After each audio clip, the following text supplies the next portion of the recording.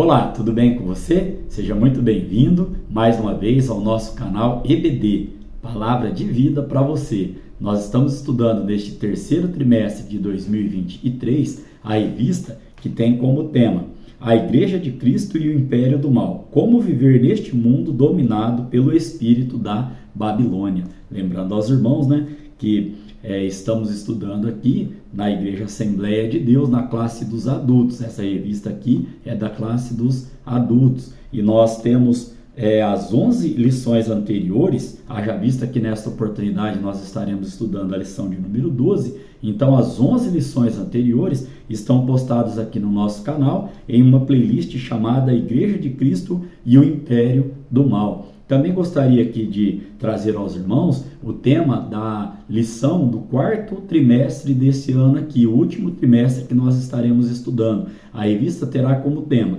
Até os confins da terra, pregando o evangelho a todos os povos até a volta de Cristo. Então esta revista é a que nós estaremos estudando no quarto trimestre de 2023. Esta lição, irmãos, para o dia esta lição de número 12 para o dia 17 de setembro de 2000, ela tem como tema Sendo a Igreja do Deus Vivo.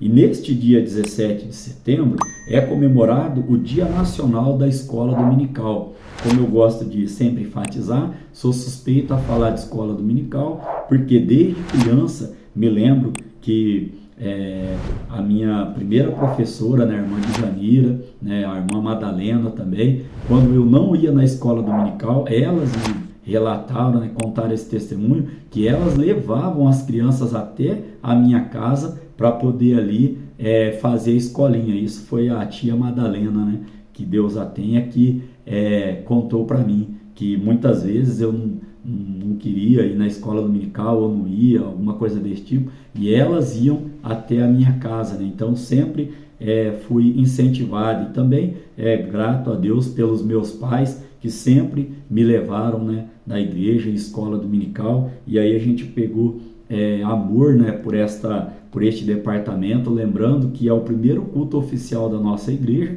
a escola dominical, Então fica aqui a minha recomendação para você, continuar participando das escolas dominicais e também levando vossos filhos, se assim o for, convidando pessoas e parabéns àqueles que já estão enganjados nessa obra, que são professores ou que se dedicam a estar aqui fazendo a obra do Senhor através da escola bíblica dominical. Amém? Este tema, irmãos, sendo a Igreja de Cristo, me chamou a atenção esse verbo, sendo. Ele está no gerúndio, ando, endo, indo, e denota o quê? Uma ação aqui contínua, sempre contínua, sendo a igreja, ou seja, até a volta de Cristo, nós temos que continuar sendo, continuar caminhando, até a volta do nosso mestre, amém? Temos como textuário para a lição de hoje,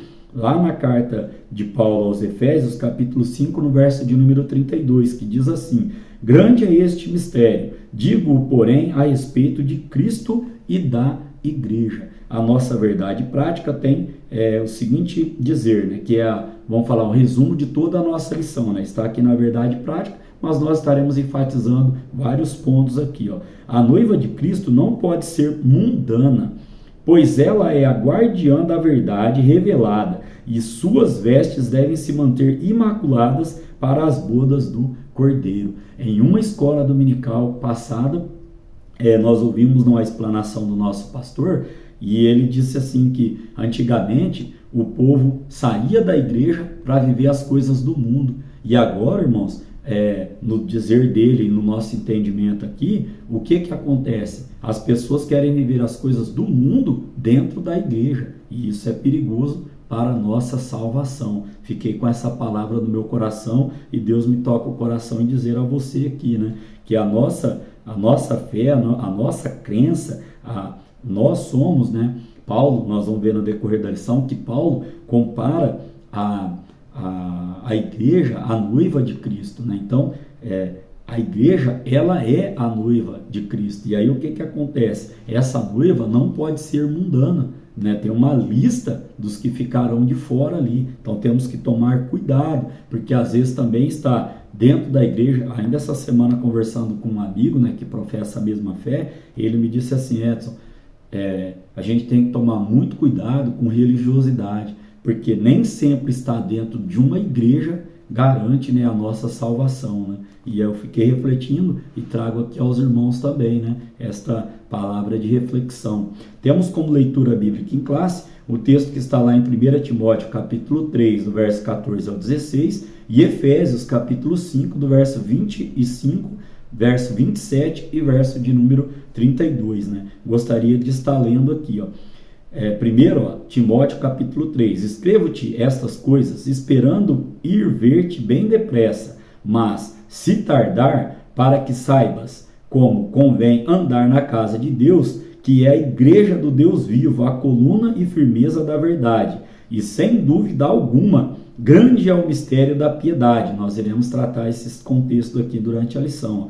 Aquele que se manifestou em carne foi justificado em espírito, visto dos anjos, pregado aos gentios, crido no mundo e recebido acima na glória. Lá em Efésios capítulo de número 5, verso 25, diz assim: vós maridos, amai vossa mulher, como também Cristo amou a igreja, e a si mesmo se entregou por ela. Então, Paulo está comparando aqui, né? Vós maridos, amai vossa mulher, como também Cristo amou a igreja, né? E aqui ainda, para a santificar, purificando-a com a lavagem da água pela palavra, para apresentar a si mesmo igreja gloriosa, sem mácula, nem ruga, nem coisa semelhante, mas santa e irrepreensível.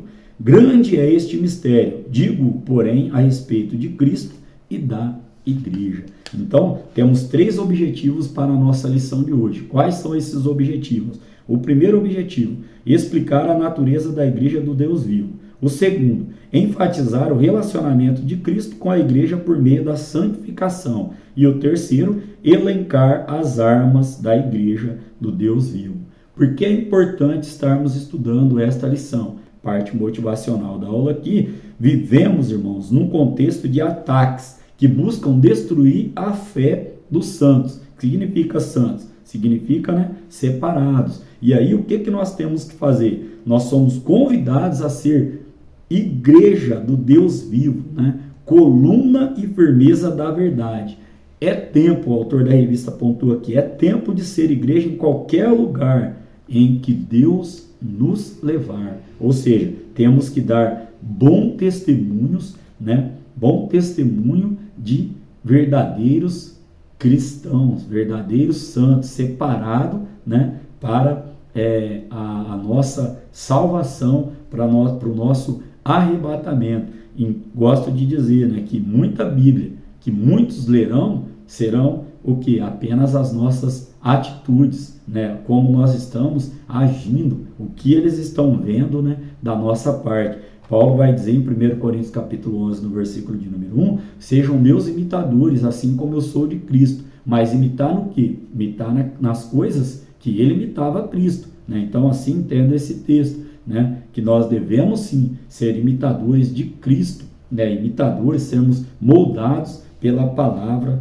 do Senhor. Então aqui a motivação para nós estarmos sendo a igreja desse Deus vivo ao qual nós servimos. Amém? Caminhando aqui para a nossa parte de introdução da lição de hoje, nesta oportunidade vamos abordar a natureza da igreja, seu relacionamento com Cristo e as armas que impedem a mundanização da igreja local. Qual que é a proposta aqui? Lá em 1 Timóteo capítulo 3, no verso de número 15, que nós lemos aqui na nossa leitura bíblica em classe. Só para reiterar, mas se tardar, para que saibas como convém andar na casa de Deus, que é a igreja do Deus vivo, a coluna e firmeza da verdade. Aqui, irmãos, vamos já caminhar, né? A nossa palavra-chave aqui, então, igreja, né? Significa eclésia, né? Tirados, né? Retirados, tirados para fora. E aqui, primeiro tópico nosso, ele vem trazendo 3 subtópicos. O tema deste primeiro tópico é a natureza da igreja do Deus vivo. Primeiro subtópico, a casa do Deus vivo. Então, lá em 1 Timóteo, como nós lemos, capítulo 3, no verso 15, Paulo diz: andar na casa de Deus, que é a igreja do Deus vivo. Essa expressão casa de Deus foi emprestada do Antigo Testamento, onde o termo frequente é casa do Senhor, conforme podemos ver em 1 Reis capítulo 3, verso 1, e também 1 Crônicas capítulo 22, no verso de número 11. Vamos entender esse contexto. Então, o uso original dessa expressão refere-se ao templo, mas esse complemento, que é a casa do Deus vivo, inclui o conjunto de membros da igreja, ou seja, nós incluímos nessa expressão também. E aqui podemos dizer ainda que faz alusão à doutrina bíblica de que Deus é um ser pessoal, distinto da criação, ou seja, Ele é o Criador. Porém, irmãos, Ele atua na história da humanidade, se relacionando com quem? Com a criação, com a criatura, lá em Atos capítulo 17, no verso de número 24. Queria enfatizar aqui ainda, Deus coloca no meu coração, andar na casa de Deus, que é, como andar na casa de Deus, que é o quê? A igreja do Deus vivo. Como andar? Andar aqui nesse sentido é como viver, é como se portar na casa de Deus. Fica aqui uma reflexão ao nosso coração. Como nós estamos nos portando, como estamos andando, que testemunho estamos dando de estarmos na casa de Deus. Como andar, como viver, como se portar na casa do Senhor. É nesse contexto aqui que entendo isso. Não estou aqui apontando meu dedo a ninguém, é uma reflexão. Como nós estamos nos portando, como estamos, vou enfatizar de novo o tema aqui da nossa lição, como nós estamos sendo igreja do Deus vivo. Aqui fica a nossa reflexão a respeito deste versículo de 1 Timóteo capítulo 3, no verso de número 15. Caminhando aqui para o segundo subtópico, temos o seguinte tema: a coluna e firmeza da igreja. Vamos entender porque nós, como igreja, somos a coluna e a firmeza da verdade aqui.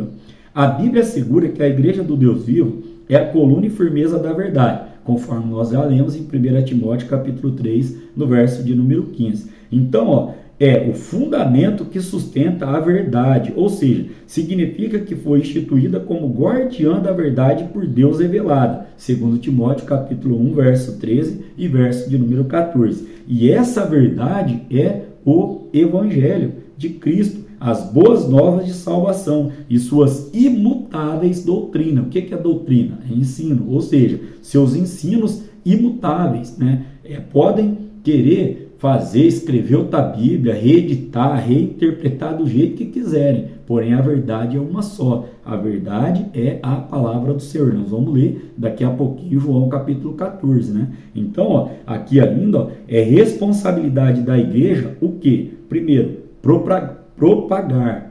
É o que nós estamos fazendo aqui. Eu sou igreja, eu sou, você é. Então, nós somos igreja de Cristo. E qual é a nossa função? Primeiro, propagar este evangelho através aqui da escola, deste canal, da escola bíblica aqui que nós estamos trazendo. Estamos fazendo a nossa parte em propagar o quê? A salvação por meio de Jesus Cristo. O que mais? Testemunhar. Ou seja, como igreja de Cristo, temos que dar testemunho. Lembra lá que nós explicamos aqui esse andar na casa de Deus? Como está sendo o nosso testemunho? E outra, defender a verdade do Evangelho. Defender que verdade do Evangelho? A palavra do Senhor, a Bíblia, a Santa e Sagrada Escritura. Temos 3 funções então, 3 responsabilidades. Qual? Propagar o Evangelho de Jesus Cristo. O que mais? Testemunhar deste Evangelho. Nós damos testemunho por vista, não por palavras. E também o que? Defender esta verdade absoluta que é a palavra do Senhor. Então, dessa maneira ainda, podemos dizer que esse zelo pela verdade, os líderes da igreja devem ser irrepreensíveis e capazes de repudiar os falsos mestres e suas heresias. Então, temos que ter o quê? Este zelo, este cuidado pela verdade. Isso foi instituído principalmente aqui, irmão, a todos nós, mas principalmente a quem está na liderança, né? E eu costumo também trazer o seguinte conhecimento, que é repudiar falsos mestres. Por que tem falso mestre? Porque tem falso crente, né, que vai atrás dessas falsas doutrinas e essas heresias. Não é a Bíblia que tem que se adaptar a nós. É nós que temos que nos adaptar, nos moldarmos ao caráter de Cristo, revelado na sua palavra. O terceiro subtópico, ele vai trazer o mistério da piedade. Aqui nós vamos entender, então, que a verdade do Evangelho é personificada em Cristo, lá em João capítulo 14, no verso 6. Um texto bem conhecido, mas gostaria de estar lendo aqui neste momento. Disse-lhes Jesus: eu sou o caminho, artigo definido, e a verdade, artigo definido, e a vida. Ninguém vem ao Pai senão por mim. Então nós temos uma verdade absoluta. Qual é a verdade absoluta? Jesus Cristo. Né? Então, nesta concepção, o apóstolo Paulo diz: grande é o mistério da piedade. 1 Timóteo capítulo 3, no verso 16, que nós lemos aqui na nossa leitura bíblica em classe aqui. Então, ainda podemos trazer que o conceito do que Paulo estava dizendo entre mistério e piedade. Primeiro mistério, sinaliza que a verdade do Evangelho foi revelada aos santos, lá em Colossenses capítulo 1, no verso de número 26. Segunda, o que é? É a piedade. A piedade retrata a base do cristianismo, que é a fé cristã. Né? E lá em Hebreus capítulo 11, verso 1, temos a melhor definição para o que é essa fé cristã. Lembra desse texto? Vamos lá dar uma lidinha. Muito conhecido também, né, de toda a igreja, mas que cabe para este momento aqui. Hebreus capítulo 11, no verso 1, diz assim: ora, a fé é o firme fundamento das coisas que se esperam e a prova das coisas que não se veem. Então, temos aqui o mistério e piedade. O mistério é Cristo Jesus, né, revelado em sua palavra. Colossenses capítulo 1, verso 26. E a fé é o quê? Retrata o cristianismo, né? Retrata o quê? O nosso manual de fé e conduta, a palavra do Senhor. Então, a igreja é a fiel portadora desta verdade.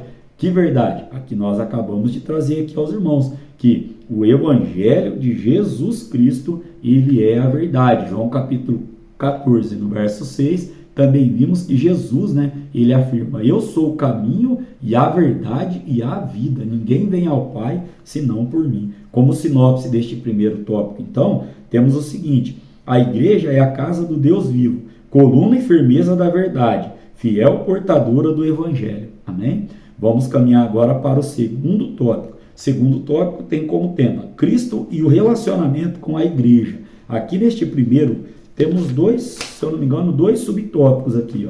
E o primeiro, ele vai falar o quê? Sobre regeneração e santificação. O tema é santificação e pureza. Bom, vamos entender. Na regeneração, Cristo nos purifica do pecado. 1 Coríntios, capítulo de número 6, no verso de número 11. Vamos lá ler essa referência. 1 Coríntios, capítulo de número 6, no verso de número 11. Eu marco algumas referências aqui, irmãos, e não dá tempo de ler todas, porque senão a videoaula ia ficar muito extensa, né? Então, mas eu cito as demais para que os irmãos possam estar aí fazendo consulta, né? Então, 1 Coríntios capítulo 6, no verso de número 11, diz assim, e é o que alguns têm sido, mas, o que significa essa primeira parte do versículo aqui? Aquela lista que eu comentei aos irmãos, Então, olha só, não sabeis, no verso 9, não sabeis que os injustos não hão de herdar o reino de Deus? Não erreis, nem os devassos, nem os idólatras, nem os adúlteros, nem os efeminados, nem os sodomitas, nem os ladrões, nem os avarentos, nem os bêbados, nem os maldizentes, nem os roubadores herdarão o reino de Deus. Não sou eu que estou dizendo, nosso manual de fé e conduta, que é a Bíblia, que está aqui nos trazendo. E essa primeira parte do versículo 11 diz, e é o que alguns têm sido, infelizmente, né? Aqueles que ainda não conhecem o Evangelho, não professam a mesma fé. Por isso, irmãos, o nosso papel aqui, de propagar, de testemunhar e de defender este Evangelho, porque esta lista aqui, não entrará no reino de Deus, Porém, olha só a conclusão do versículo 11. mas haveis sido lavados, mas haveis sido santificados, mas haveis sido justificados em nome do Senhor Jesus e pelo Espírito do nosso Deus. Paulo está dizendo aqui então, mas nós que fomos lavados, santificados e justificados pelo nosso Senhor Jesus Cristo, nós sim entraremos, nós herdaremos, o reino de Deus. Eu não tenho céu para dar para ninguém, eu estou apenas trazendo o que a Bíblia está nos relatando aqui. Tem uma lista daqueles que não herdarão. Infelizmente, se não houver uma mudança de vida, se o Espírito Santo do Senhor, que convence o homem do pecado, da justiça e do juízo, a pessoa não dá lugar para ele agir, para haver uma transformação de vida, talvez ele vai entrar nessa lista aqui daqueles que não herdarão. Isto é perigoso para a salvação. Então, continuando aqui, podemos ainda trazer que se nós falamos agora da regeneração, vamos falar então da santificação. Santificação é o ato de separar-se do pecado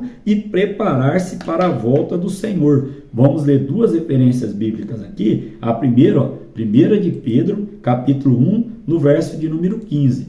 1 Pedro, capítulo 1, verso 15. Diz assim a palavra do Senhor: mas, como é santo aquele que vos chamou, sede vós também santos em toda a vossa maneira de viver. Olha lá Paulo nos ensinando como andar na casa de Deus. Segunda referência, Hebreus capítulo 12, no verso de número 14. Vamos lá ler? Hebreus capítulo 12, no verso de número 14. Diz assim a palavra do Senhor: segui a paz com todos e a santificação, sem a qual ninguém verá o Senhor. Palavra de Deus para a nossa vida. Então, este processo, que processo? O processo da santificação é contínuo até a glorificação final no dia de Cristo. Então, é um processo. Só entendendo esse contexto todo, nós podemos compreender a importância desse tema que está sendo explicado aqui.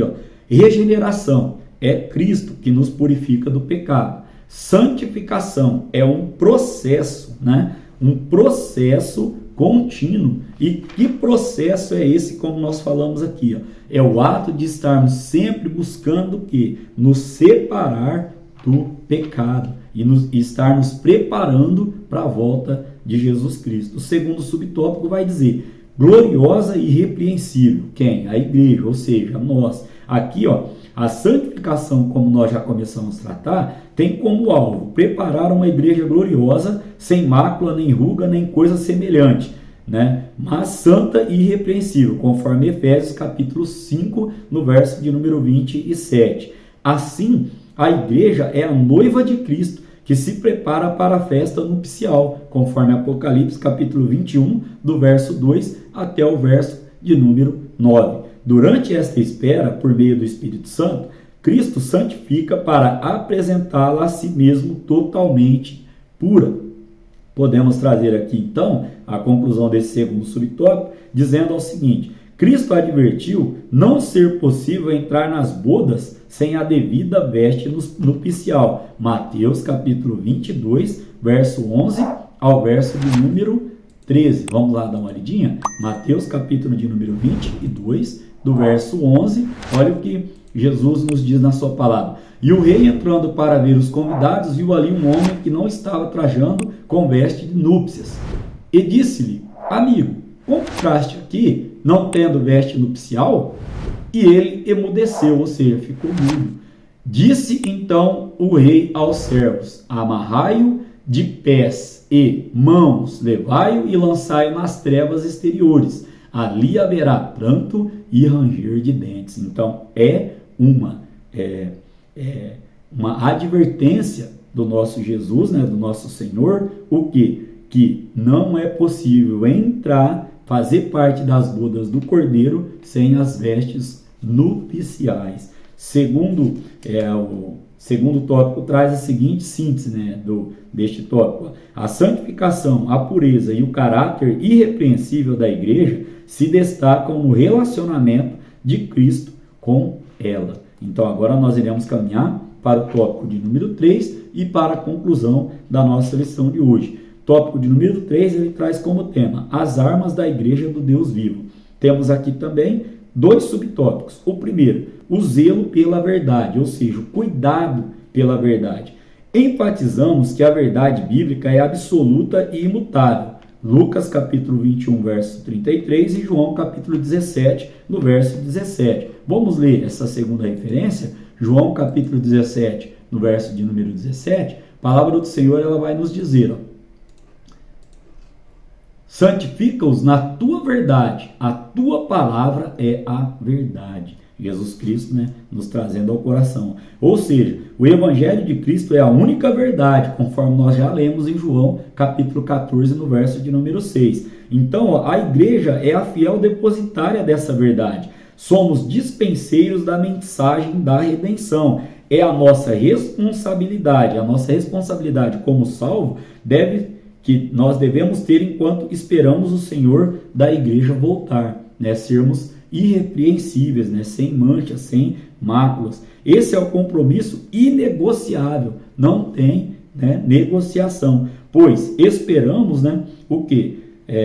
Que se cumpra o quê? A irrestrita lealdade. Nós temos que ter, vamos ler este parágrafo aqui, na íntegra. Este compromisso é inegociável, pois espera-se que o salvo, ou seja, que nós cumpramos esse dever com irrestrita lealdade. Não tem negociação essa parte aqui, do que? De termos essa verdade absoluta no nosso coração.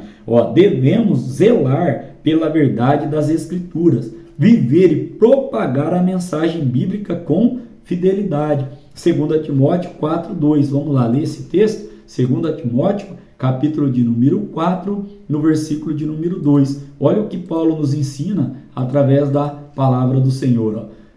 2 Timóteo, capítulo 4, versículo de número 2. Vamos encontrar 2 Timóteo, capítulo 4, verso de número 2. Diz assim a palavra do Senhor: que pregues a palavra, instes a tempo e fora de tempo, redarguas, repreendas, exortes com toda a longanimidade e doutrina. Amém?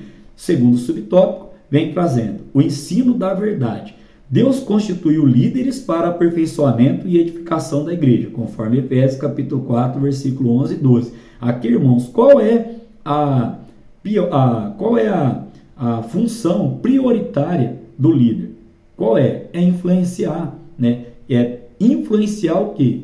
Os liderados. E aí, se o líder não está tendo uma boa influência, está sendo uma boa influência, melhor dizendo, como que vão agir esses liderados?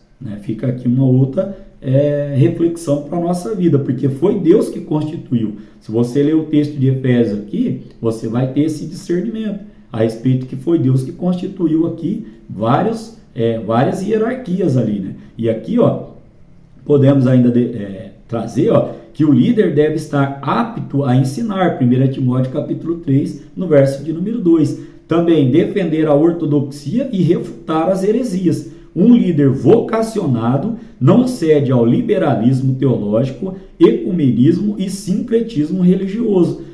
Podemos trazer a conclusão desse segundo subtópico dizendo que a verdade bíblica deve ocupar a primazia na igreja. Lá em 1 Timóteo 4:13, 2 Timóteo 2:15. Então, vou repetir. A verdade bíblica deve ocupar o quê? A primazia na igreja. Nós não negociamos a palavra do Senhor. A verdade absoluta, o nosso manual de fé e conduta. Então, por quê? Porque somente a verdade de Deus é capaz de libertar o pecador. João capítulo 8, verso 32. Vamos lá ler? João capítulo 8, no verso de número 32. Olha o que a palavra do Senhor, ela nos traz ao coração neste momento aqui. Vamos ler aqui. Diz assim, e conhecereis a verdade, e a verdade vos libertará. E Jesus Cristo diz que Ele é a verdade. Então, conhecendo a Jesus Cristo, conhecemos a verdade, e a verdade nos liberta. Amém? Temos como sinopse, irmãos, para este tópico de número 3, que o zelo, ou o cuidado e o ensino né, a doutrina pela verdade são duas das principais armas da igreja do Deus vivo, o cuidado e o ensino. Amém? Como conclusão para a nossa aula de hoje, a mensagem da cruz não pode ser ressignificada. Tem muitas pessoas fazendo isso aqui já, ó. Ressignificada, ou seja, dando outro significado à palavra do Senhor. Em outras palavras, aqui para a gente entender, é a Bíblia que tem que se adaptar à pessoa, não a pessoa se adaptar à Bíblia. Podem fazer o que quiser, mas a palavra do Senhor é a verdade absoluta, inegável, imutável, né? Inerrável, infalível. Amém? Também, Cristo morreu e ressuscitou por amor à igreja e a requer santa, pura e irrepreensível, conforme nós já vimos lá em Efésios, capítulo 5, no verso de número 27. Portanto, a noiva de Cristo não pode macular suas vestes. Seu papel abarca o ensino e a defesa com todo o zelo da integridade da verdade revelada. Vamos terminar a nossa lição de hoje lendo 1 Timóteo capítulo 4, no versículo de número 16. Vamos lá dar uma lidinha? 1 Timóteo capítulo 4, no versículo 16. Olha o que diz a palavra do Senhor para a nossa vida. Tem cuidado de ti mesmo e da doutrina.